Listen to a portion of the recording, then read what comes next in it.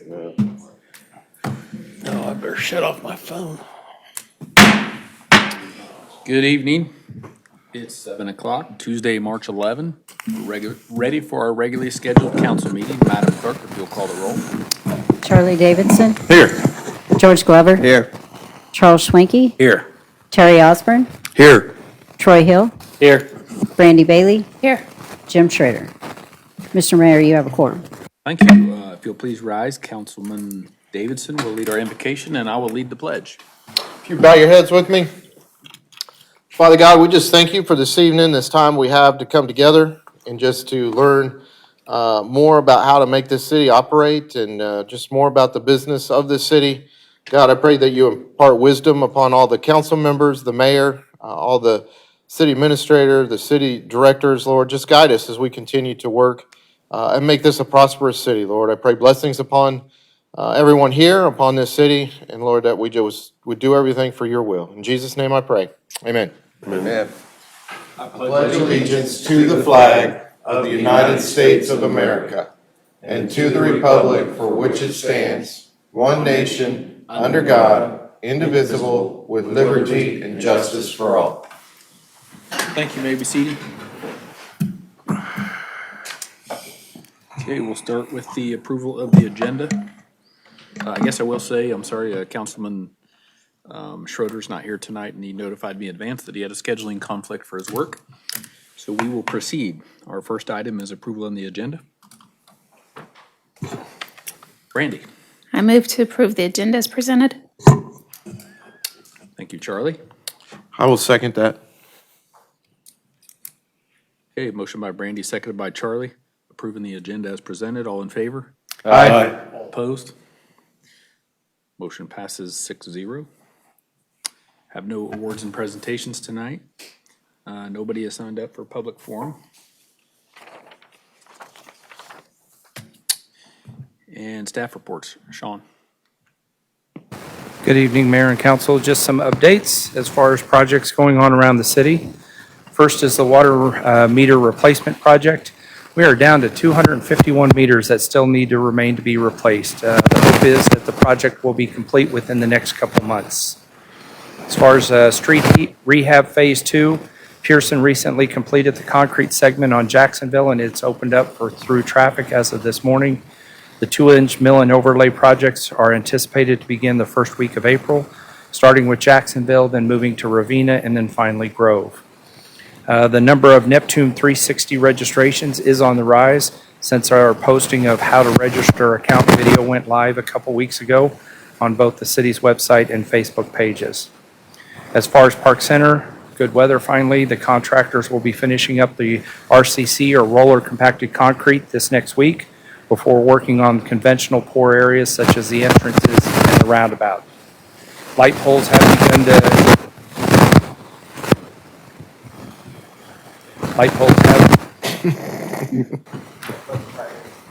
It's your electric personality. I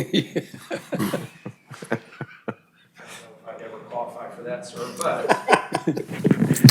Light poles have, and that's much better. Light poles have begun to go up as the electrical is pretty much halfway done.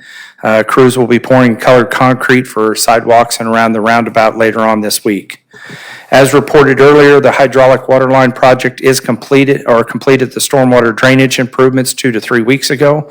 And as of this past week, they installed the sidewalks, and now they're working on the new drive approach for the senior center, and then finally the finishing touches.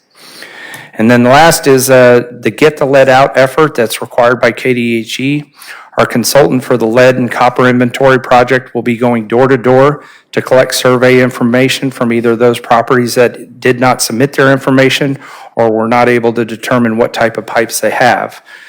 They will be conducting approximately 300 visits door to door, March 19th and 20th. And just for the residents' knowledge, they are required to have a city employee with them when they do this survey. So if you see somebody showing up in a rather bright orange safety vest, Park City colors, that is what it's for. Their JEO is our consultant. They'll be conducting those interviews. Sean, your mic was given the feedback. Can you repeat the part about the streets? The street rehab? Yes, sir. Street rehab phase 2, Pearson completed the concrete segment on Jacksonville. It was opened up earlier for through traffic this morning.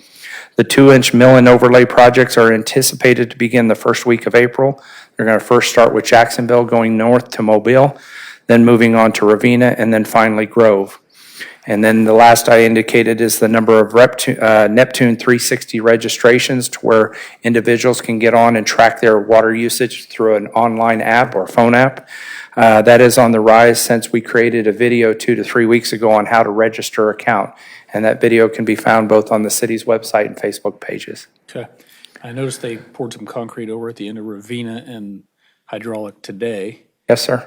And then the other thing I wanted to point out is Grove would be from 61st Street all the way north, and then that will also punch into High Ridge eventually. That is correct. The project includes not only a 2-inch mill and overlay from Grove to where the basketball courts are currently located, but it does make the extension connection to High Ridge, punching through.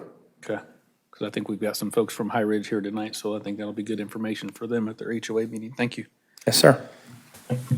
All right, next is the consent, unless anybody has any questions for Sean? Okay, seeing none, we have the consent agenda is next.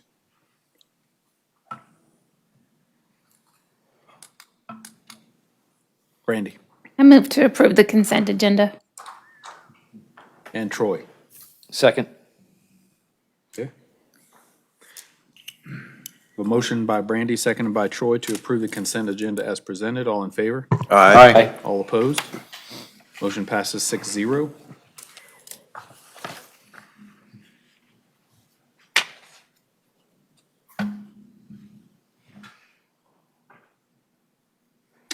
And on to item 1, under new business, is discuss and consider appointment to the Park City Library Board. I think you all got application for Adrienne Pogue to be appointed to the Library Board. She will fill a previous member who resigned. So I would entertain a motion to approve. Her term would expire in '26.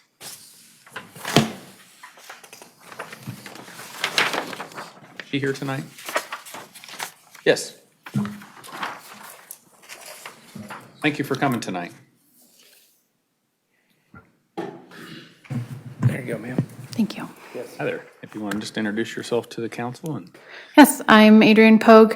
I am excited about being appointed to the library board, excited to help serve the community in this way, and just looking forward to getting more involved. We moved here last June and figured no time like the present, right? well, thank you for stepping up. We'd love to have you on board, and thank you so much. Brandy, I'll make a motion to approve the appointment of Adrienne Pogue as a member of the Park City Library Board with a term expiring in 2026.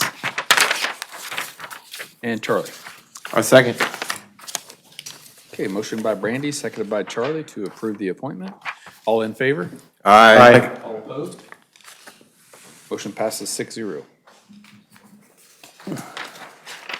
All right. Next is discuss and consider Park and Recreation and Tree Advisory Board appointment. Excuse me, of Casey Hoschild, and his term would end May 31st of '27. I don't see Casey here tonight, so I would entertain a motion to approve. Casey's a longtime resident and a Wichita firefighter. Lived here for a very long time. Charlie, I move to approve the appointment of Casey Hoschild to Park and Rec Tree Advisory Board with a term ending May 31, 2027. thank you. Troy, Second. okay. Motion by Charlie, seconded by Troy, and all in favor? Aye. Aye. All opposed? Motion passes 6-0, and I guess just for future, we'll have a couple more appointments to the Park Board in the very near future. So we did get several applications come in. I know staff has put up some social media stuff encouraging folks to apply, and it's been very good. Awesome. All right. Item 3, discuss, consider, and approve the budget calendar. D.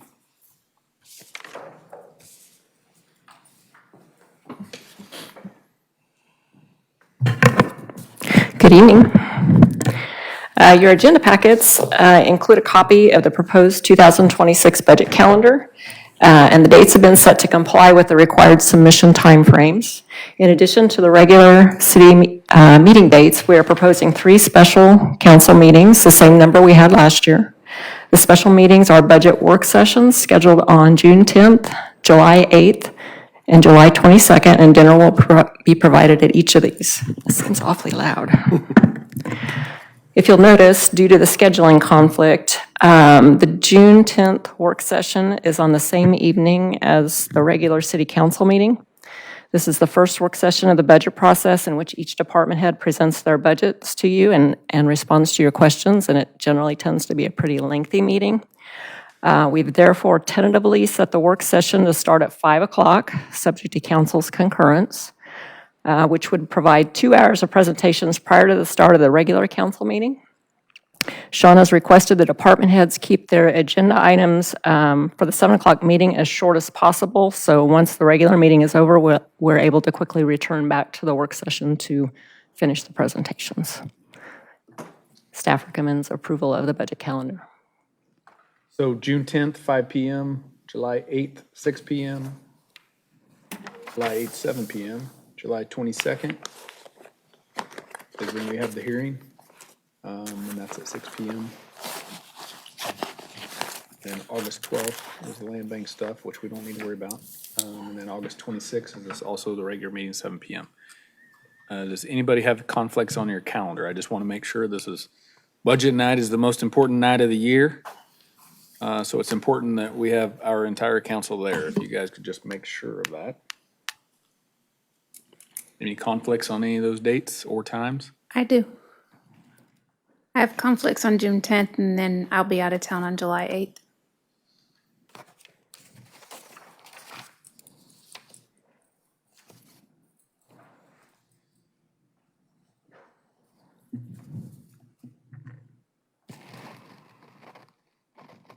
Okay, so the first one, that'd be at 5 o'clock. Are we planning on doing that in the training room? Yes.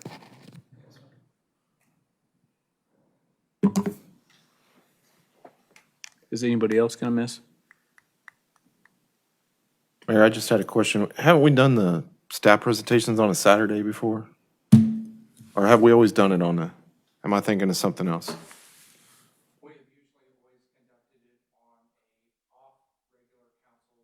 Okay, that's what I'm thinking then.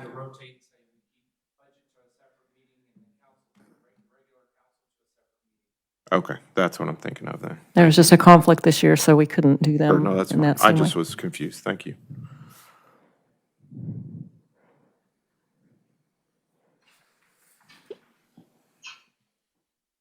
And Jim's not here. I know he usually has harvest a lot during this time as well. I guess my only concern would be if we're in the training room, it's not recorded to where Brandy and Jim could watch the meeting. Yeah, I think, didn't Jim call in last year? Last year, we went ahead and set up a phone bridge conference so that you could listen in on conversation. Be able to do that, Brandy? On the 10th? And then the 8th, would you? Well, the 8th would be our regular meeting, so you could watch that on. 8th might be tough. That one's not gonna be There's also a 6 o'clock work session that night. on the 8th? Yes. June 10th is just a traveling day for me, so my plan wouldn't be to typically leave till after council, so I potentially could make the June 10th. I just have to see how that works out, but for sure, July 8th will be done. We could probably try to do the same thing if you would be able to, but I understand. Okay. Okay, very good. Troy? I move to approve the 2026 budget calendar. And Brandy? Oh, second. Any further discussion? Okay, motion by Troy, seconded by Brandy, all in favor? Aye. All opposed? Motion passes 6-0. Thank you. And next is discuss and consider approval of the development agreement for I-135 Arena Community Improvement District. Dom?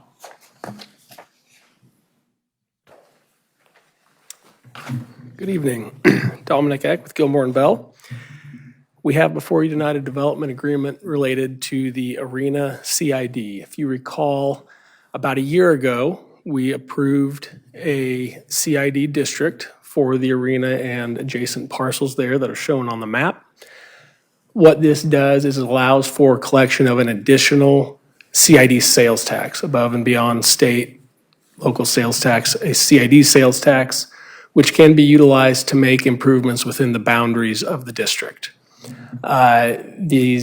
This tax has been implemented, it has been being collected, but the vehicle by which the developer can actually access those funds and utilize them for project costs or project reimbursement is this development agreement that we have before you tonight. This development agreement allows CID to be utilized in two ways. Pay as you go from the CID sales tax proceeds. In other words, the developer pays for the costs of the project. As CID sales funds are collected, they can request reimbursement for those project costs, and the city can then facilitate that reimbursement.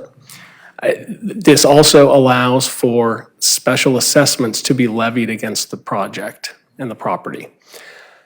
This would occur only if there was a special obligation bond issuance that was repaid only from special assessments. Now, that's a lot. Why would they do that? It would basically be another layer of protection for their lender. So if the lender wanted to extend credit to help them pay for the HVAC upgrades and a couple select other improvements, they would be able to also get a assessment kind of interest, if you will, similar to a special assessment on a road and sewer and water project, to where if those payments were not made on those special obligation bonds, they could foreclose on that assessment amount through the foreclosure process, tax foreclosure process.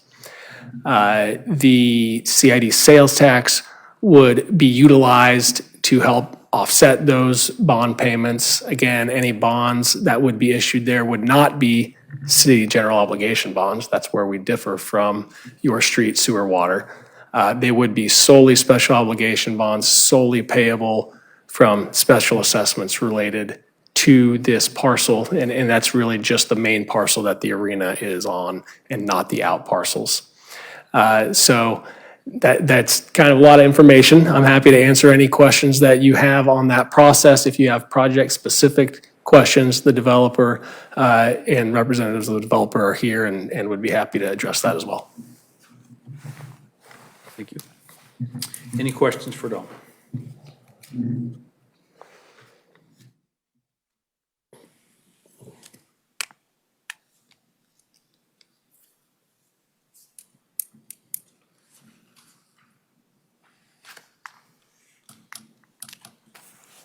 Motion to approve? Terry? I move to approve the development agreement with Exquisite LLC. Charlie? Second. Any further discussion on this? Any questions about it? I do have one. Yes. This is just how they're using the CID. It's not new tax or anything like that, right? Correct. The CID tax was already implemented about a year ago. We approved that. This is not additional. This is just helps govern the terms of its use. Correct. Perfect. All right. Motion by Terry, seconded by Charlie. All in favor? Aye. Motion passes 6-0. Okay, item 5, discuss and consider approval of a bid tabulation and contract for Channel 6 stormwater improvements. Yes, sir. A bid opening was conducted on March 5th for Channel 6 stormwater improvements. A total of 3 companies submitted bids. Dominator Construction submitted the lowest bid $1,414,203.05, which was $88,203.05 more than the engineer's estimate of $1.326 million. Attached is a copy of the bid tabulation and notice of award. It is authorized and funded via temporary financing followed by long-term general obligation bonds, and staff recommends approval. Thank you, Sean.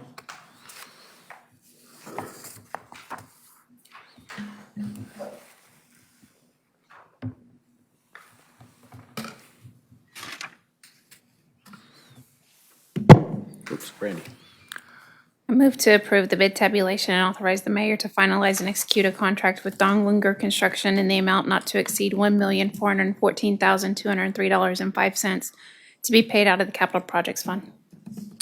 Thank you. Charlie? Second.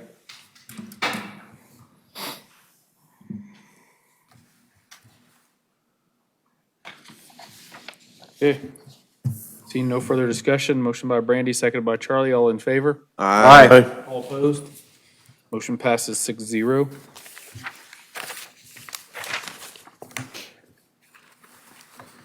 Item 6, discuss and consider approving an ordinance amending and restating the 6th supplemental water supply and wastewater service agreement. Sean? Yes, sir. As a result of the issuance of Series 2025 bonds for CCUA, it is necessary from Bond Council and advisable that the city amend and supplement ordinance number 587, 673, 781, 916, 976, and 1024, and its water supply and wastewater service agreements as amended and supplemented by the 1st through the 5th supplemental agreements. This ordinance, which relates to the additional agreement obligations as provided under Section 803 of Ordinance 587, will amend or supplement the previous stated 6 ordinances in a manner that is not materially adverse to the interest of the city or the authority. No physical financial impact, and staff recommends approval. I was wondering, Kevin Cowan was supposed to be here tonight to answer any questions that council may have, but he's also tag teaming. He's doing Bel Air's special meeting, and he was trying to get to us shortly thereafter. Okay. But I will just add on to, because the 2025 series bond references back those previous bonds, it's just restating to make certain that those are clarified. That's the reason why there's no material difference. We're not going back and renegotiating or reevaluating the bond issuance series that were done previous to this. This is only related to the 2025 bond series. Thank you. Troy? I move to approve ordinance 1209-2025, an ordinance authorizing the execution of the amended and restated 6th supplement water supply and wastewater service agreement with Chisholm Creek Utility Authority. Thank you.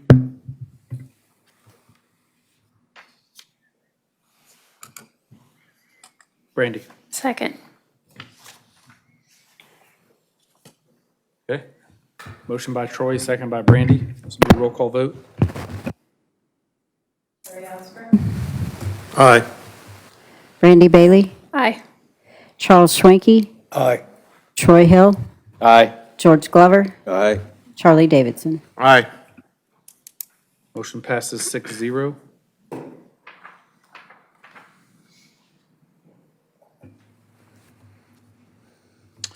Okay, item 7, discuss and consider approval of site plans for lots 2 through 11, Block C, lots 2 through 12, Block E, lots 1 through 5 on Block H, and Lot 1, Block 1, and Lot 1, Block J, Park Center. Yes, sir. TCRS LLC and Ace Capital LLC, the owners of the subject property, are requesting approval of site plans for mix of residential development within the Park Center addition. This project proposes a total of 51 units in 13 townhomes, 12 4-unit townhomes, and 1 6-unit townhome on approximately 6 acres highlighted in purple on the following page, and 21 patio homes on approximately 3.3 acres highlighted in light blue on the screen shown on the TVs. All properties in this review are zoned DD Downtown District, and a site plan review is a requirement of the district. All projects are to be recommended by the Planning Commission and approved by the City Council. Planning and Zoning met on March 6, where the applicant answered questions regarding the ownership of the units, the maintenance of the units, and the timing of the project, and recommended approval 7-0. There is no fiscal impact to the city in approving the site plan. The Planning Commission recommended approval 7-0. Thank you, Sean.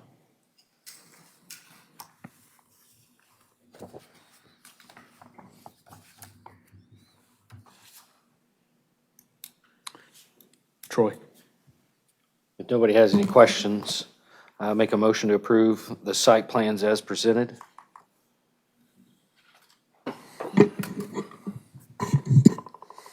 Thank you. And George Glover. I'll second it.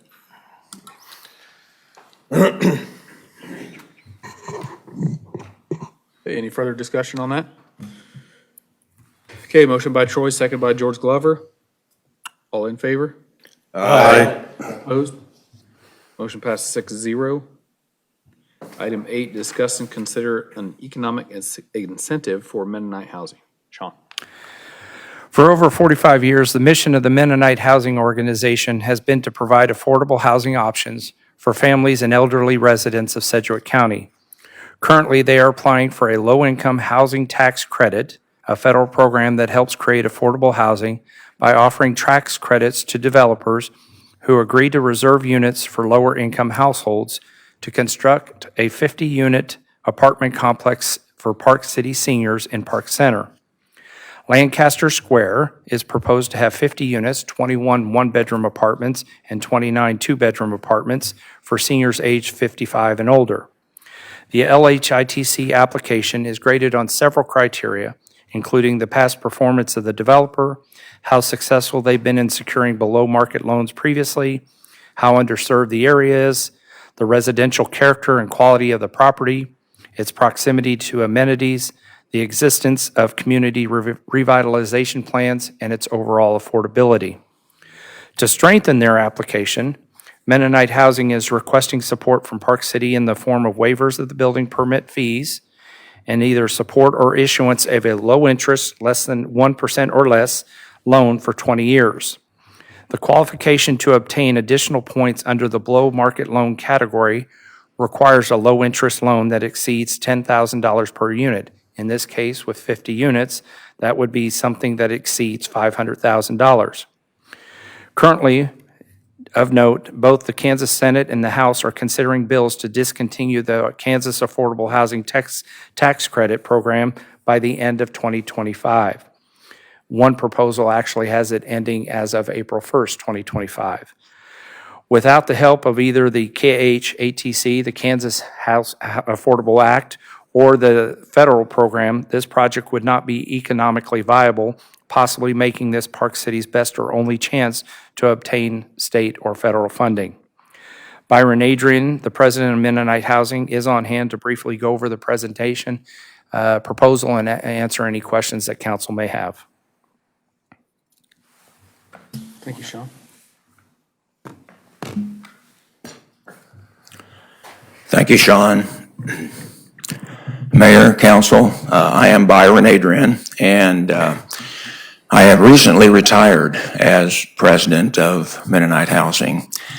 And I've worked at Mennonite Housing for 25 years, the last 10 as president. And currently now I am working with Mennonite Housing on a contract basis in this area of tax credit development. Angie Mendoza is here this evening, and she is the current president of Mennonite Housing, and then also Corey Bannister, who is director of construction at Mennonite Housing. In your packet, you should have a list that shows developments that Mennonite Housing has worked on over the last 30-plus years. You can see that those projects are primarily in the Wichita and surrounding area. So we've been working in this area for quite some time, shortly after the tax credit program first opened up here in the state. And so we've been involved in that activity for many years. You also have a schedule that shows a brief description of what we are proposing. The project name that we are proposing is Lancaster Square, and it's a tax credit project, two-story building, and that building would have community room, exercise room, a kitchen, library, computer room, and also carports for vehicles to park. A 50-unit project for seniors, and seniors will be described as 55 and older. And as Sean mentioned, 1 and 2 bedroom units. You can see the square footage. And there's also some information in your packet regarding the income qualifications. So whenever we do these kind of projects, in this case, it's a senior project, but they always have a income criteria in terms of the max household income, and you can see that information in your packet there. Also, we have some preliminary drawings. We have a drawing of our proposed first floor plan, shows the location of the community room, has a courtyard area in the middle. We have done several projects over the last 15 years that used a design very similar to this, and so we started with that design, very popular. The ones that we have done have been 1-bedroom units. We converted that design to include some 2-bedroom units because over the years we've found out that the 2-bedroom units in senior properties are actually in a little bit more demand than even the 1-bedroom units. Also have a picture, elevation, what the exterior of the building up on the screen also would look like. Again, very similar to several projects that we've done in the Wichita area. And then the last schedule you've got in the packet is a breakdown of where we're at in the application process. We submitted a preliminary application in January, and so it's a 2-step process with Kansas Housing Resources Corporation, and we've received the invitation to go ahead and submit a full application now. We've got the preliminary results back, and we've got a little ground to make up is the way we're looking at it. There's a range, and we're towards the bottom of that range so far based on what criteria is scored at the preliminary stage. And then you can see how we could move forward at a full application stage to get the application as competitive as possible. And as Sean mentioned, the below market loan is a key piece of that. In order to be able to make this application competitive with other applications that have been submitted. There have been 13 applications submitted in this metro area. They categorize applications in either metro or rural. And so in Sedgwick County, obviously, we're here in the metro area. And so 13 applications, 7 of which are submitted for projects in Sedgwick County. KHRC will only approve a maximum of 3 applications per county. And if you look at the last several years, what did they approve in this metro area? No, I'm not talking about just Sedgwick County, but in the metro bucket, which is more than just, it's 1, 2, 3, 4, 5 counties here in Kansas. Last year, they only approved 3 applications out of the metro section. The year before, only 2. So it's a very competitive process. And so in order for us to be able to make the Lancaster Square application as strong as possible, we feel very strong that if the city were to approve a below market loan as described, that would allow us to have a very competitive score. So that's where we're at with the process. The full application is due in May, and we're now working towards putting in as strong as application as possible. And so we're here tonight to at least present that to you where we're at and answer any questions that you might have.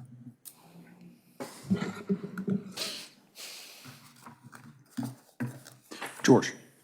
Yeah, Byron, I'm very familiar with Mennonite housing. I appreciate what you guys do, especially low income, helping those folks, either elderly, low income, that have certain criteria. We don't have a lot of rich folks that are elderly that need help. So I appreciate the fact that you're trying to make an effort to do something here in our community This community is going to be booming here shortly with all the things that we have going on, and we need an area for those folks to live. So I would be behind you 100% on this. Well, thank you for that, and we're very excited to have this opportunity for the Park Center development area. Thank you. Very excited about that. Anything else? Okay. Do we need to take any action on this, Sean, or just more of a receive and file, or? Yes, sir. The request is in the two ways of supporting. One would be the waiver of the permit fees. We have estimated the size, the scope of this project, that would be approximately $80,000 for waiver of building permit fees. And then, as the application is indicated, it needs to exceed $10,000 per unit. So we're not asking for council to approve a loan for the whole entire project. Just needs to be something over 500. If that's $1 over 500,000, that meets the qualification in order for the application to get a better score in that particular category. So that's what the request would be, is to approve waiver of building permit fees, and if you want to put a cap on that of $80,000, as well as extend, if approved, low interest loan, which would be 1% amortized over 20 years, for an amount in excess of $500,000. Is that correct? That is correct. And then in the application, it also indicates that in that third category, which is the sales tax exemption, they're looking for an approved resolution, actually, Yes. for that sales tax exemption, and that would meet the criteria. The sales tax resolution, as Gilmore and Bell have prepared, not yet, but can at a later date and time come forward, but that would be an application that they would make as well, is for sales tax exemption on construction of the facility.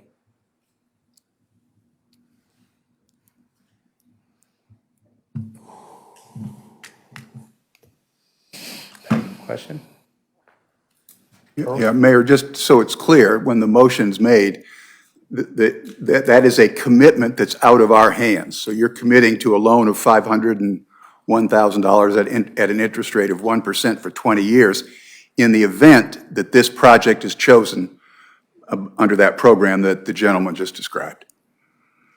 It was contingent on. Okay, Charles. Yeah, I was just a little bit, I was a little bit confused on what our obligation would be. The 80,000 would be a separate thing from the $1 over 500,000. That is correct, sir.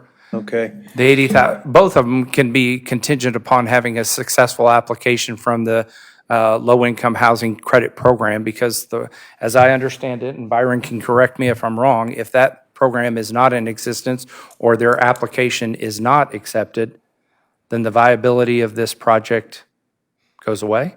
Yes, that is correct. If the legislative action that's currently going on at the state level changes the program, and some of the funding goes away, then, it'd be very difficult to move forward with this project. So there's multiple actions that are happening right now in addition to the normal competitive nature of this. And like I said, there's only been like 2 and 3 applications that have been approved in the last couple of years, and there's 13 applications submitted. So any commitment made by the council would only need to be followed through if we get an approved application under the current guidelines that we're working with. And we're monitoring currently the activity in the Senate, the state Senate right now, in terms of possibly making changes to the state part. See, there's 2 different levels of funding for the tax credit program. One that's been in existence on that first schedule I showed you, those 30. Most of those 30 some, or 25 some, over 30 years, 25 some projects that are shown there were done with just the federal side of the tax credit program. Over the last 3 years, the state has come up with their own tax credit program, which has really enhanced developers' ability to do this. So now the state is looking at possibly doing away with the state level. At this point in time, what we're hearing out of the committee, Senate committee, is that for this 2025 application period, we feel like there's going to be a pretty good opportunity that it's going to be in place for this year. The question right now, the big question right now is, will it be in place in future years? So again, this would be the year for this project to be approved with the funding that's available.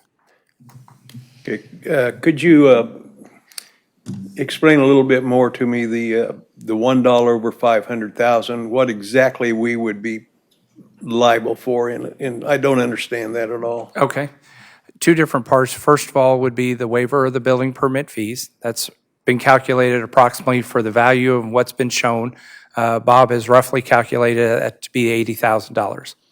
For the low-interest loan, in order for the score to be graded higher than what is currently being shown, they have to have a low-interest loan, which is classified as a 1% loan for amortized over 20 years for an amount of at least $10,000 per whatever planned units you have. And in this particular case, he has 50 units planned times 10,000. That's $500,000. So like I said, it has to be something in excess of that.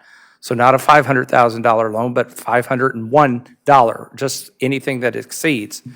The way that we have calculated, if the city were to extend that kind of support to this project, over the next 20 years, they would repay the principal and the interest.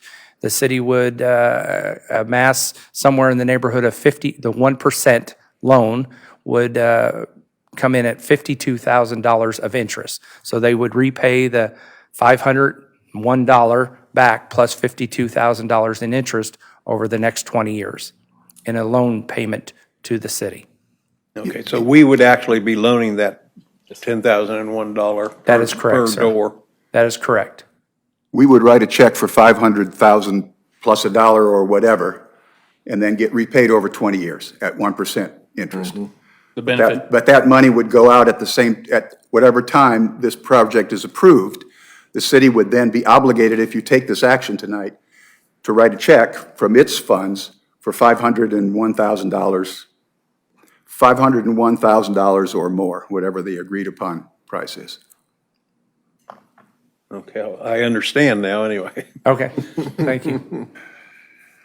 the benefit to the city is we get 50 senior 50 senior units. housing units. Housing units. And there's no doubt that this is a little bit outside our normal process, procedures, everything along that line. The project itself, in transparency, is a, nonprofit exempt. So it's like a church. The apartment complex is going to be tax exempt as far as ad valorem tax. That's something that we don't get to control. So we were sitting here looking at for some other way in order to bring this to the community. How else could the city support? So. Charlie? Just a question, Sean. Would this check have to be written this year? Or is this something that would be extended into 26? It would not be this year, next year, Okay, if approved. Yeah, Okay. If this project's approved. thank you. As I understand it, and you could add on to this, if approved, planned construction is March of 26 That's starting? correct, yes. March of 26, starting construction on the project. And how long does the project take? About a year. Okay. And then do you have any idea what the total cost of the entire project is? We're still working through that. Ballpark? Ballpark, 10 to 12 million.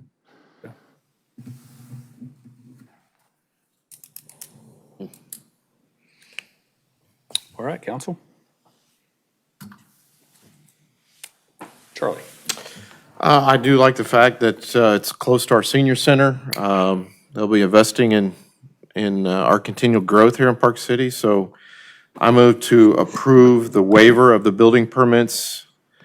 And this is upon acceptance of the contract. Waiver of the building permits at a cap of $80,000 and a loan of $500,001 over the next 20 years. 80,000, yes. Correct. 80,000. At 1% interest? Oh, I'm sorry, yes, at 1%, low interest for loan at 1% interest over 20 years. Yes, that's what he did. That's what he did.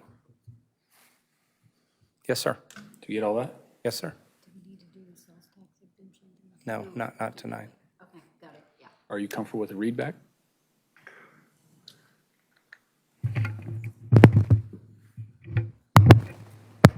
Move to approve the waiver of the building permits at a cap of $80,000 and a loan of $500,001 with an interest rate of 1% over 20 years, contingent on the application being approved. That's perfect. Okay. And George Glover. I'll second that. Any further discussion? Okay, all in favor? Aye. All opposed? Motion passes 6-0.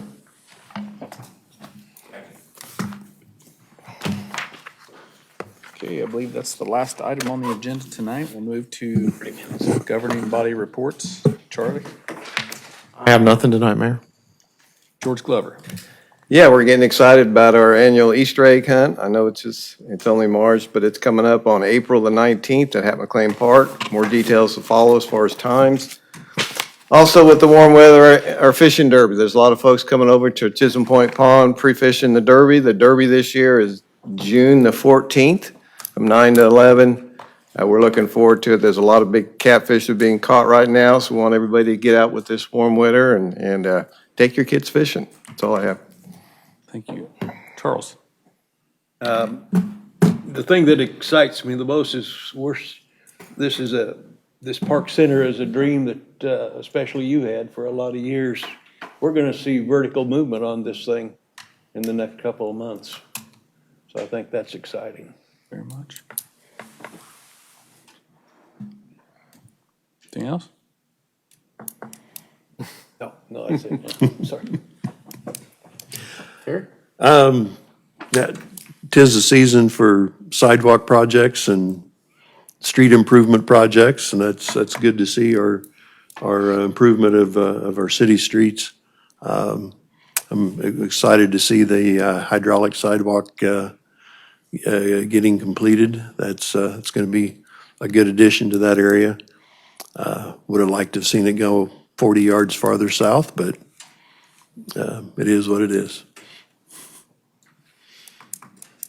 Thank you. Troy?